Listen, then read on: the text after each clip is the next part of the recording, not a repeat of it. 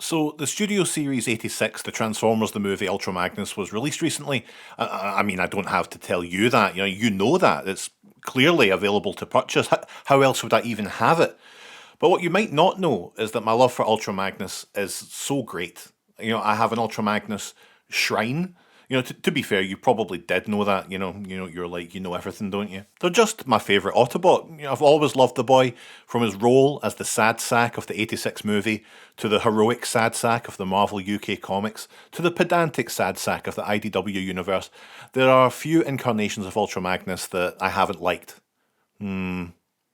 And while this new release was winging its way to me in the post, I thought I'd do a little bit of rearranging. It's getting a bit crowded up there, isn't it? This isn't even every incarnation of Ultra Magnus by any means, before you even start. But there are a lot of them, and if this new version is worthy of being included on the shelf, something up there has to go.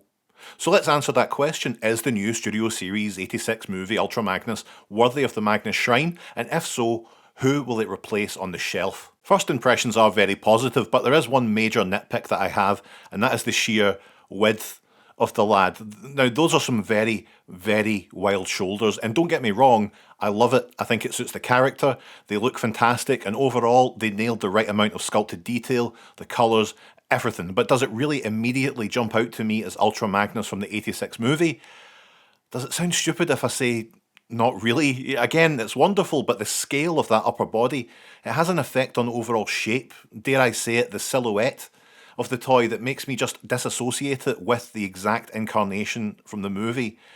It's being ridiculously pedantic. I know, it's barely an issue. Because honestly, much like the Studio Series 86 movie Dinobots, this is as definitive a take on the character as we're likely to get, and it might sound naive, but can they really top this in a way that feels appreciably different enough to justify another purchase?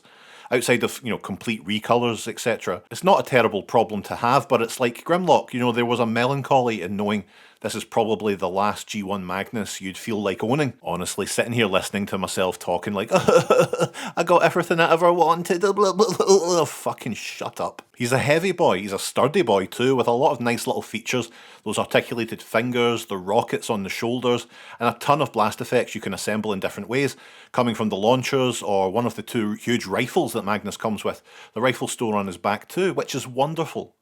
There's also features I couldn't really care less about. You can press these tabs and disassemble the arms and legs, recreating the scene from the movie where Magnus was torn apart.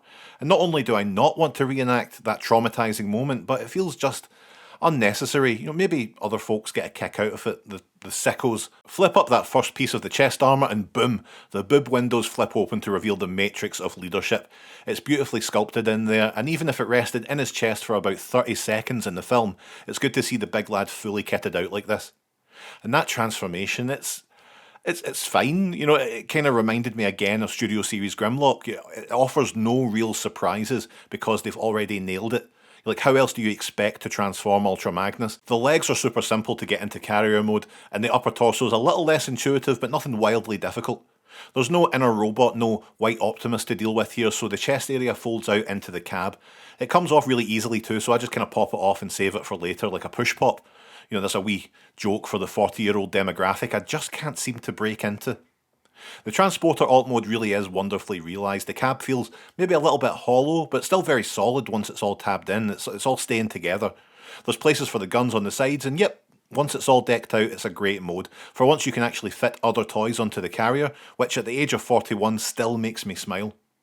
Studio Series Magnus really is fantastic, easily my favourite of the 86 movie line so far, as if that was ever going to not be the case. I'm trying to be as objective as I can here, in full knowledge I have a full shelf dedicated to this guy mere feet from where I'm recording. So he definitely deserves a spot up there, perhaps even centre stage. So we have to evaluate our options here. Who goes and who stays? First, I think it's only fair to say a lot of these smaller lads, they're not taking up a huge amount of space, so to my mind there's about 8 contenders here in total. Okay, so first off, there's no way we're getting rid of G1 Ultra Magnus. This isn't my childhood version, but one of my earliest memories is getting this toy for Christmas. I cannot separate this toy from wholesome memories, and it's also a banger of a toy, so they stay. I was leaning towards Combiner Wars Magnus being the one to go here, but someone reminded me of how good that Minimus Ambus inclusion is in the chest, and to be honest, it's a fun and quite distinct version of the Big Galoot, so they're safe. And there's no way we can remove animated Magnus, they are my favourite. And they aren't even a sad sack this time. No chance they're going anywhere. Out of all the toys on the shelf, I think RID Magnus has struggled to connect with me the most. It never felt like a particularly great toy. It's flimsy, it's unsatisfying to interact with, but it does bring much needed visual diversity to the shelf, and for that reason, they're going nowhere. Energon Magnus isn't an instant classic or anything, but it's a really fun toy, and again, visually distinct. He's a bit of a brick though, and he isn't exactly oozing charisma, which I know is weird to bring up during a video about Ultra Magnus, but still, they make me smile when I see them, so they're staying on the shelf.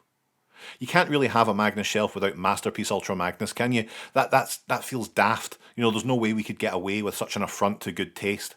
This isn't a perfect toy by any means, but it's also absolutely perfect. So okay, they're staying. The Prime Ultra Magnus is so quirky. I love how much character it has. I think they get overlooked quite a bit, so it's nice to represent them here on a shelf that only I usually see. Plus they're voiced in the show by Michael Ironside, so you're in, pal. And look, okay, listen, it was inevitable, Kingdom Ultra Magnus, okay? Look, listen, you're good. You're okay. I think I was a little bit over-enthusiastic when you first came out, and I liked you so much more than the Siege version. You're still a great Ultra Magnus, it's just, when you compare you to the others, it's just, no, you know what? No, I can't do it. You know what? No Magnus left behind. Okay, we're going to move things around a little bit. Okay, right, fuck this. Okay, right, you're going here. Right, you switch places here. Okay, right, here we go. But that looks way worse than before.